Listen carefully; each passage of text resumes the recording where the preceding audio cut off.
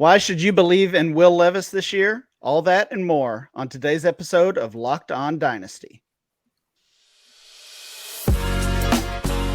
You are Locked On Dynasty Football, part of the Locked On Podcast Network. Here are your hosts, Matt Williamson and Ryan McDowell. Thanks for making Locked On Dynasty your first listen every day. We're free and available on all platforms. Welcome to the Locked On Dynasty Football Podcast. I'm your host, Ryan McDowell. You can follow me on Twitter at RyanMC23. Joining me, as always, is Matt Williamson. Find Matt on Twitter at WilliamsonNFL. Matt, we've got another guest today. Yeah, how about it, man? We're gearing up for the draft here, coming down the home stretch, back-to-back guests. Let's just dig right in, man. I love it. We had some good conversation yesterday with our buddy Travis May. Travis has been on the show quite a few times. We've got a first timer here, and I'm excited because he's one of my favorite people in the industry, and certainly one of my favorite analysts when it comes to the NFL draft and rookie dynasty drafts. We've got Cody Carpentier. High on Will Levis. I think that has something to do with it here too. Well, that's really all it takes. But Cody's got a lot going on for him. Cody Carpentier from playerprofiler.com. Cody, how's it going? Doing pretty good. I knew I'd get you with that Kentucky home cooking with Will Levis. I mean, it didn't take much. I knew that much, but I appreciate both you guys for having me on. It's an honor to make my debut here. And it's been like already a month and a half since we were at the Combine bowling together and hanging out. So again, appreciate you. Hope you guys are doing good. No doubt. Yeah, we're good. We've got a lot to cover today. As I said, we did enjoy our conversation with Travis yesterday, even though Travis has kind of gotten a reputation as a Will Levis hater in this pre-draft process, and I'm okay with that. I still like him, but I do like you a little bit more, Cody, because you are a Will Levis fan. Today, we are going to talk about Will Levis. We're going to talk about several of these intriguing prospects. And just in the past couple weeks or so, you guys over there at Player Profiler have released your rookie guide, chock full of information on all these prospects we care about. And one thing that I love, and it's tough to differentiate yourself because everybody kind of has a rookie guide this time of year. And there's good information in all of those, really. But sometimes you start seeing the same thing said over and over. And I love that you guys go out on a limb a little bit. You're not afraid to, to follow the rankings and trust what you have seen in the data, have seen on the film. And sometimes your rankings don't match up with rankings that you see everywhere else. I love that. Most definitely. I think that's the key. And that's, when I took over the project of building a rookie guide last year, that was one of my big focuses, is that I wanted it to be enough information to where everybody can learn something from it, but also not too much information. So it's not just an entire sheet of words. So you can see that there's film notes on there, but it's only a paragraph or two for any given guy, because I'm not someone who loves to sit and read. I want some stats. I want some comps. I want some, a grade. I want stats. I want a mixture of everything. And that's kind of what I try to give in this rookie guide. So yeah, that's I appreciate the compliment on that. And that's just kind of the goal. And also when you talk about like the rankings and stuff, you talked about Levis, and I know we'll talk about some other guys like Jalin and Hyatt that maybe we're not as high on, or maybe we're higher on other guys. That's just the way it is. I think we try to skew away from just rolling with ADP, I guess. That's kind of one of the big things.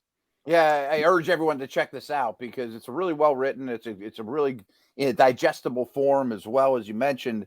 But I like that you take some stands. I mean, there's guys you're higher on than consensus, and that's what it's all about. So that's what we're going to touch on mostly today, right? Absolutely. It's easy to get caught up in that ADP, in those rankings that almost become default. So today we're going to focus on some rookie outliers. These are players that you guys do have ranked significantly higher, or in some cases lower than what you would consider consensus ranks. And we'll touch on Levis here a little bit. And we're going to talk about two different rankings. You guys release a a NFL draft ranking or a prospect ranking, essentially taking the fantasy piece out of it. And I know this ranking comes just from you, Cody. And then you and your team work together to form that fantasy ranking, rookie dynasty ranking. Now, Will Levis, you have him as the quarterback 4. in fantasy, as most people do at this point. But I know you individually are much higher on him. He is your quarterback 2 in the draft class. So just talk to us about why. I'm just going to sit back and enjoy everything you say here. So having him quarterback 2, it's for me, it's a 1A, 1B thing. Both CJ Stroud and Will Levis have an 8.05 grade for me. I think it's more of like a choose what you want, choose your taste or whatever they call it. If you're trying to win now, I think Stroud's a safe bet. I've comped him to Teddy Bridgewater multiple times. A lot of people hate that, but I think he's perfectly well. I mean, you remember Teddy Bridgewater coming out. I mean, Louisville's right down the road from you. Teddy Bridgewater was a first-round pick, and he went to the Vikings, and he was good, and he was progressing well, but he was never a tier 1 quarterback, and I think that's kind of what people are assuming CJ Stroud is. They're trying to tie the Joe Burrow lines to CJ Stroud. I'm just not there quite yet on him, and kind of through my process, my projecting at the quarterback position, and which I think a lot of people need to start doing is projecting. That's what the NFL should be doing more so. Instead of taking, what you do know or what you think you know in the Strouds and the Youngs, you got to be able to project, and you got to be able to trust your coaching staff to bring these guys along. And I think if you're going to project any of these guys, I know the allure is there with Anthony Richardson, but Will Levis is the one that best translates for me as far as a projection goes in the NFL. If you're, you hear Josh Allen all the time, but I see a Justin Fields type that runs slower. He runs a 4.74, whatever it is. I think he's a Justin Fields type when it comes to the arm talent. I think he can do and make every throw that there is. I think the easy throws look way too easy for Levis, but I think he does struggle at times pushing downfield and in the middle quadrants, which it happens. I mean, he's playing the SEC against tough competition, and you're trying to play up to a level that you're not quite at as far as the talent around you. I think as far as pure arm strength, I've said this multiple times, I think the minute he's drafted, he's going to have a top 5 arm in the NFL as far as talent and strength. Yes, there's incompetence at the offensive line at Kentucky. You saw that. But I think when you get him in an offense with weapons, you're going to be very happy in the NFL. And if I was a GM, I would be very content sitting back at number 4 if I was the Indianapolis Colts and taking him.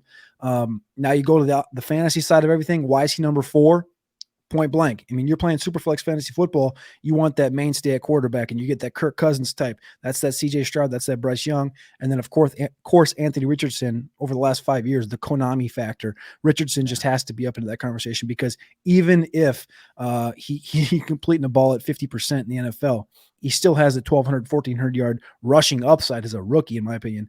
And then you also have the age coefficient that goes in there as well, with Levis being 23 and these other guys being 21. So that's why I have Levis higher, but I also see where people could differ against that. But yeah, as far as grades go, it's a tie for me, 805 for Levis and Stroud. But it's such a tough call. So, yeah, I get that. Go ahead, Matt. You mentioned Stroud. I mean, he's throwing to first-round picks left and right, being protected by first-round picks. I think the same is true for Young. The same is true for Fields. How much did you wait that Levis didn't have that advantage?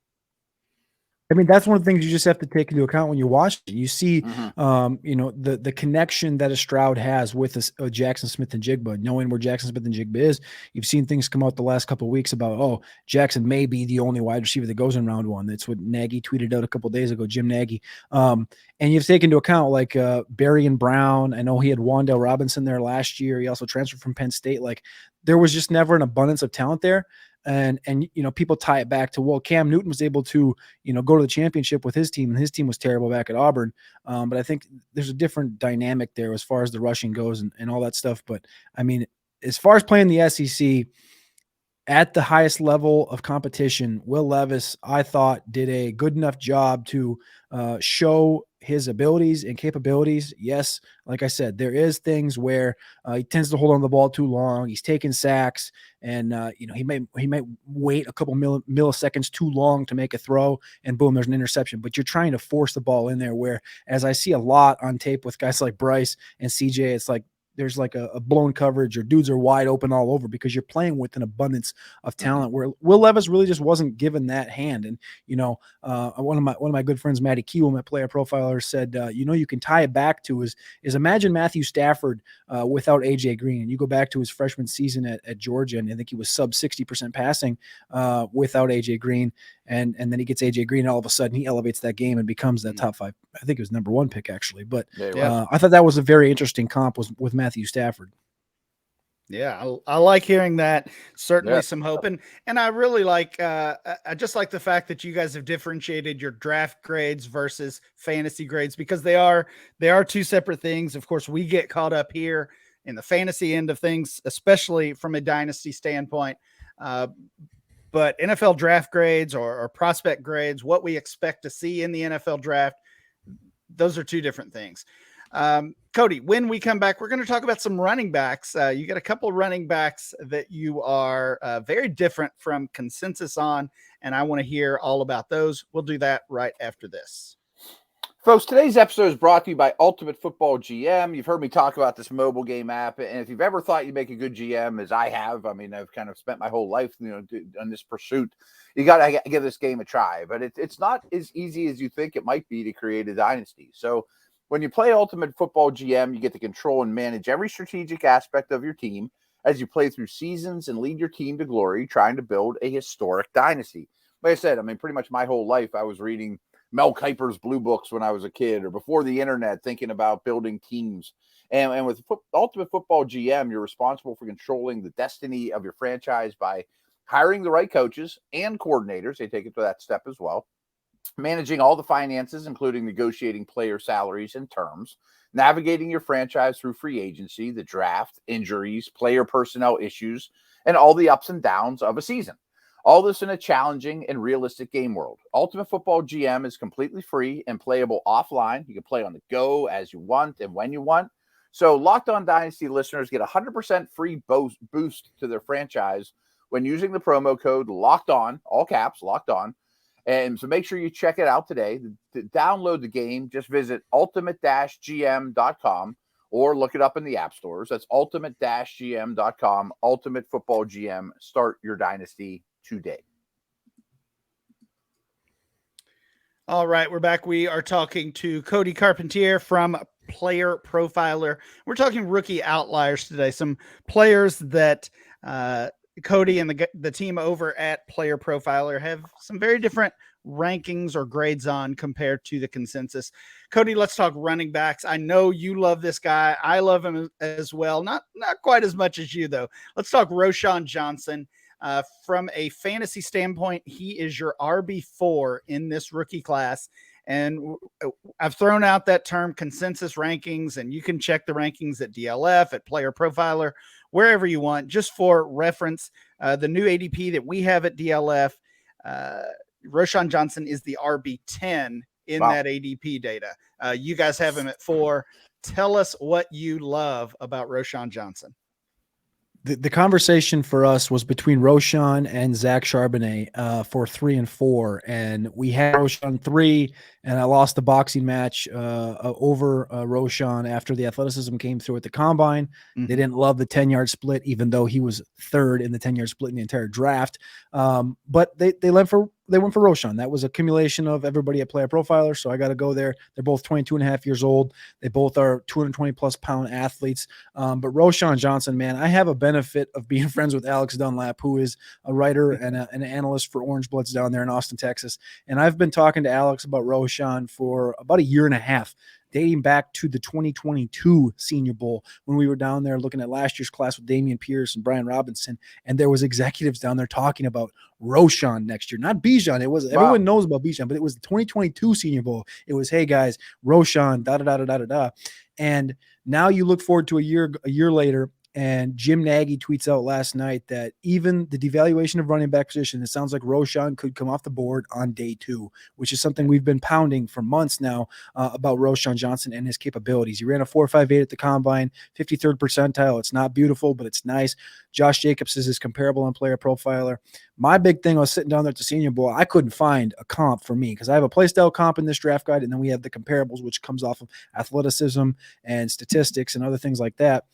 It was Sean Alexander. I'm sitting there staring at him like, who is this guy? Who is this guy? And I came up with Sean Alexander because he runs kind of with an open frame, and he's a very powerful runner. He had over 2,000 yards rushing at Texas, and everyone's like, why didn't he transfer? Why didn't he transfer? It's because he's the ultimate teammate.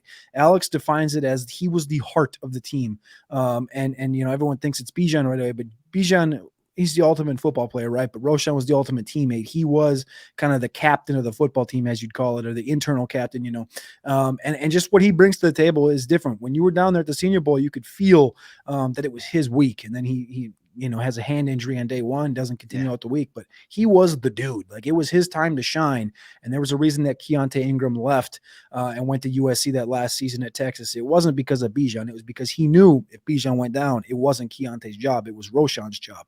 And Roschon came in as a quarterback, as a freshman. He moved over to running back. And every time, the thing with me with Roschon is every time you turn the tape on for Roschon, it is just hyper acceleration. It is downhill. It is fast. It is aggressive. He's utilized on the special teams as a pass, a run blocker, and he's a receiver out of the backfield. I think that Roschon just gives you so many different avenues of usage. He had a 6% college target share, which is only 41st percentile, but it showed that he could do it in college. He had 23 receptions in 2019, 11 and 14 in the last 2 years. He's got a ton of tread left on the tires because, again, he played with Bijan, and he was kind of more of a change of pace guy, but he hasn't crested 100 rushing attempts in the last 3 seasons. But yet he's went over 550, 560 rushing yards. I think Roschon Johnson is just a beast sleeping right now when it looks to the broad running back class, because this class is deep at running back, but people are overlooking a guy like Roschon and boosting guys maybe with lesser clean profiles or lesser things known. And one of the things that I guess I've seen the last couple of days is, well, we haven't seen 2 running backs do this and go to the same school and come out. And it's like, well, we have, though. Cadillac Williams, Ronnie Brown, go back to the Miami days. Like, it's happened. Maybe it hasn't happened recently, but it's happened before. And I think that this is a great example of 2 guys that can work. You mentioned it briefly, and I think it's a big deal. Is they're not going to have Bijan run down on kickoffs and things like that. But Roschon, reinvented himself as a special teamer, and that's going to keep him active on game day week 1 in the NFL, even if if his running back skills are still coming along. So, I mean, that itself is a big deal to me. I was going to point out the same thing. I'm glad Cody did. And Matt, you kind of reinforced it there. Roschon Johnson didn't get the reps that a lot of these other running backs might have. He didn't get the number of carries that he would have if he transferred to a different school, but he got the chance to perfect all those secondary skills and those things that are going to get you on the field, catching the ball and blocking and the special team. So good stuff there. Great sales job on Roschon Johnson. He really impressed me at the combine as well. Both in the media availability and in the drills as well. Let's talk like a full-grown man already too. Yeah, he looks different than some of these guys. Yeah. Let's talk really quickly about a couple running backs you guys are lower on than consensus. Tyjae Spears is the first one. Another player that impressed me at the combine. You guys have him at RB9. He is the RB5 in DLF ADP, just for reference. And Devon Achane, RB6 for you guys, which that's actually not too far off, but RB4. Your film grade or your draft prospect grade on Achane is RB12. So maybe like him a little bit more from a fantasy standpoint, or a little more upside in fantasy than potentially as a draft prospect. Cody, just talk about both of those guys if you can. Yeah, Tyjae Spears is one that I loved him at the Senior Bowl. He was playing with Roschon, right? Yeah. The minute Roschon left, it was Tyjae that took the next step up. So I've been a big fan of Tyjae, but the athleticism is really what we thought was going to come through at a more positive note. Yes, 91st percentile burst score for Tyjae Spears, 5'10", 201. So Alex also he rushed to the 207-pound marker as the Trey Mason Dixon line, because when you're under 207, obviously that's less than elite. But if you're above 207, that's just like a marker that you want to hit. Tyjae hits down at 201, and he's 21.8 years old. So he's got a good age in him, but then he runs the 4.54 at his pro day. And when you adjust the 5/100ths of a second, it's 4.59, which at that size and that frame, he doesn't play like a guy that runs a 4.59. He plays like a guy that should be in the low 4.4s. And that was one thing that I just didn't love, as well as the fact that he's got this prior knee injury that it looks like it's good. It looks like he's going to be just fine. But we haven't gotten positive medicals. I want to see those things come through. For me, he comped more closer to a Nyheim Hines. Losing my name. Nyheim Hines, not Nyjah. I'm going to put Nyjah and Tyjae together. Too many names. Yeah. Too many names here. And we have him best comparable to Darrell Henderson on playerprofiler.com. I think he's a complete athlete with fluidity throughout his body. But again, the height weight thing and not being as athletic as I thought he was going to be. I projected him to be in the 190, 195 pound frame. So he did come in heavier. But as an overall prospect, I like Tyja and I love the depth of this class. I just don't see a world for him to get up into that top 8 because this top 8 I think is pretty strong. Okay. And what about Achane? Achane is one, man. It's the easy comps everyone goes to is Chris Johnson, is CJ Spiller and guys like this. But for me, it's just the frame, 188 pounds. And I think he's more of a directional runner than I think he is like a side to side agile back that like Chris Johnson can get outside. And Phillip Lindsay was my comp for him because I think he's got elite burst at track long speed. Obviously we know he's a track star. I think he's got an insane ability to get north and south, but I think he's got very tight knees, very tight lower half, good pass catcher, 36 receptions in 2022. But again, like I just think as far as the ability to move and wiggle behind the line of scrimmage and on the outside after he catches the pass, he struggles there. And that just 5'9", 188 is just not a good drawing board for a successful NFL back in the long term. In fantasy, we have him a little bit higher just because of that boom upside that you could potentially have, like the Chris Johnsons, like the CJ Spillers. But as far as NFL draft grade, it's not a guy that I would be spending much draft capital on, especially you're hearing the last couple months of like, oh, this guy could be a second round pick or early third round pick because of the speed. That's just not something that I want to, from an NFL perspective, want to put on my team, and especially at the running back position when he's not a wide receiver like Aina Smith from Texas A&M as well, another guy that's out there. If it was Aina Smith playing wide receiver with Achane's speed, I think you have a different conversation because he's more versatile, but I don't think Achane has the versatility that a guy like Aina Smith does. Yeah, you'd like to get more in the passing game, more devout route trees as well. I think that would be a big game changer too. It's like it would be massive if he was a guy that you could put out there and say, all right, we're going to give this guy 85 targets, and he's a game changer. He's just not a game changer, and I think that's one of the big things. Yeah.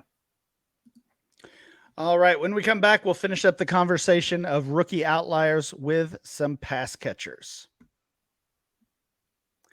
Thanks for making Locked On Dynasty your first listen every day. Now make your second listen Locked On NFL Scouting with the Draft Dudes. From free agency to the draft, salary cap management, and more. Join NFL experts Kyle Krabs and Joe Marino as they take you through what it's like to build a successful NFL franchise every Monday through Friday. Find Locked On NFL Scouting with the Draft Dudes wherever you get your podcast and on YouTube. Part of the Locked On Podcast Network, your team every day. Cody, let's talk wide receivers here. A couple of hot names and players that are pretty clearly going in two different directions here. Jonathan Mingo, just almost out of nowhere. You hear those terms, they're stock up or stock down, and then you'll hear some say that's not really a thing. That's just kind of a media fallacy. And whether it's a thing or not, it feels like Jonathan Mingo's stock has shot up over the past couple weeks. You guys have him from a fantasy perspective as wide receiver 9, which is still pretty aggressive if you look at ADP or other rankings. But from a draft standpoint, as a prospect, you've got to measure wide receiver 6. So you guys are definitely higher on Jonathan Mingo than probably anybody else out there. Let's start the conversation with him.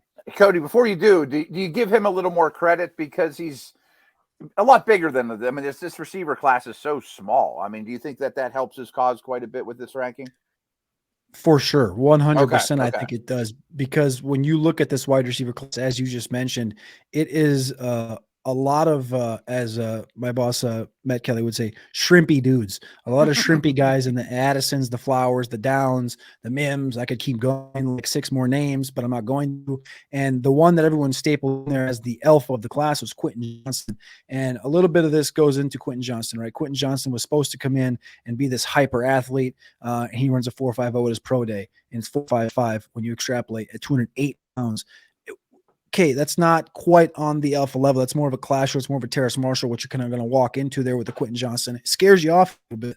Jonathan Mingo, I think, is the guy that could save the alpha grouping, the outside wide receiver in this draft class. I compared him to a Josh Palmer type. I think he's bigger and a little bit faster than Josh Palmer. He ran that 4.46. And when you look at the comps, 226-pound wide receiver coming out of Ole Miss that runs a 4.46.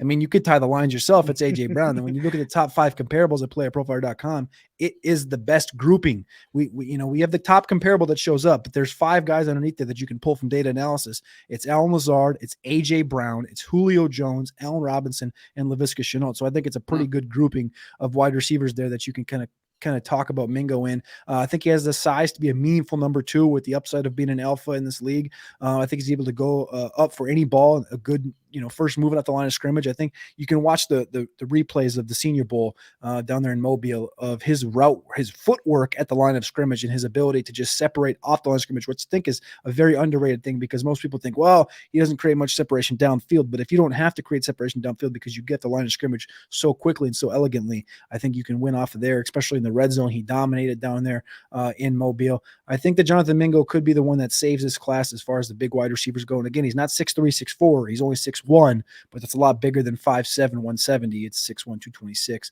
Mingo's a guy that when you talk to guys like Nagy, Jim Nagy, that are in the know around the NFL, they see guys like Jonathan Mingo and Cedric Tillman rising ever so quickly and as far as the NFL goes because of the likes of Quentin Johnston falling down and not being up on the same par as far as an athlete goes. Jonathan Mingo in current DLF rookie ADP is the wide receiver 16, 46 overall, and that's in single quarterback leagues. 46 overall. Looks like he might be a late 4th rounder. I think by the time we're doing real rookie drafts in our leagues, he's going to be more like a late 2nd rounder, not a 4th rounder. Mingo will continue to rise. Jalin Hyatt going the other direction. You guys have him as your wide receiver 12 from a fantasy standpoint, wide receiver 6 at DLF based on the ADP there. It seems like we've locked him in as a 1st rounder in the NFL draft. And I think that that idea is starting to shift. And if he falls into round 2, as is starting to look like the reality, that fantasy value is going to go with it. I think so. I think that Jalin Hyatt is one that's been going down over the last month. The conversation around him is, of course, speed, and that's what everyone wants to refer to, being the best receiver at Tennessee. But a lot of people don't think he's the best receiver in Tennessee because you go back a year ago, and a guy I mentioned a minute ago was Cedric Tillman. He was the number 1 player, number 1 wide receiver on the Senior Bowl's big board going into the season as far as prospects to watch at the wide receiver position.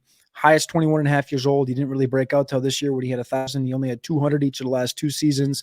And of course, he's got this, yards per reception, 18.9. He has 15 touchdowns. It's just this massive output with Hendon Hooker. But how easy does that translate to the NFL? People want to say, well, Christian Watson got that speed. Christian Watson did it. Christian Watson's an entirely different football player than a Jalin Hyatt is. He's only 176 pounds. And they go, what about Devontae Smith? Well, Devontae Smith had a completely different route tree than Jalin Hyatt does. I think Jalin Hyatt can only do a couple different things. And we talked to Lance Zierlein at the Combine. I was like, why is Jalin Hyatt your top receiver? I love Lance Zierlein. I respect him more than a lot of people in this entire draft community. But he said he's a one-trick pony, but the one trick is a game changer, difference maker. It's that lightning speed that he can bring. And he did run a 4.40 at the Combine, which was not great in terms of what the expectation was for him to be in the 4.2s, but 23.6 miles per hour on the GPS, which was number 1, tied with Kayshon Boutte. I think Hyatt's still going to be overdrafted, and overdrafted can still be top 45.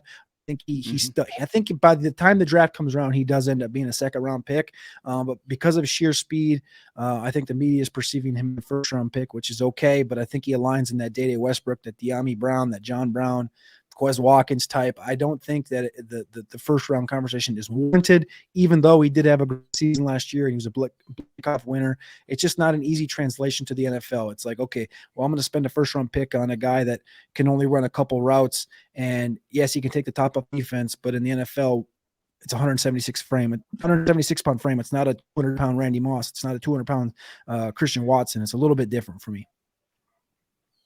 Oh, I totally agree. I think he's Will Fuller or Ted Ginn, Yeah, Ted Ginn's good. Yeah, I like that.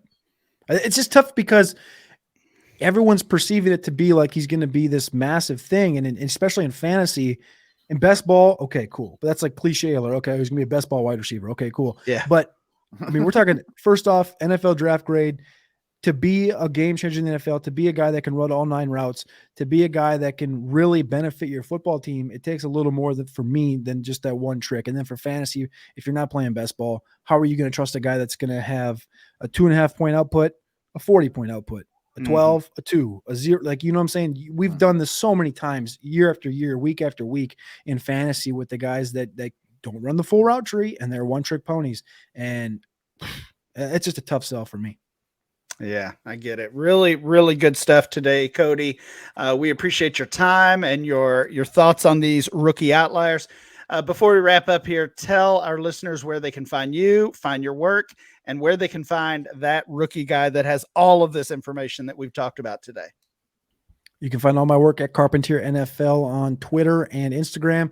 And then you can find the rookie guide on playerprofiler.com. On the homepage, there's a little icon underneath the search bar to get your rookie guide, or in the NFL draft section, you click on the NFL draft section and it says rookie guide and you can plug it in right there. But I appreciate Ryan, Matt. I appreciate you guys having me on today. It was much appreciated. I love chopping up, talking about these prospects. So thank you.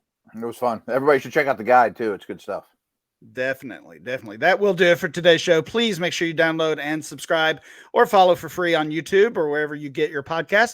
Remember to follow the show at Locked On Dynasty. Follow Matt at Williamson NFL, and I'm Ryan, MC23. We'll be back next time with more Locked On Dynasty.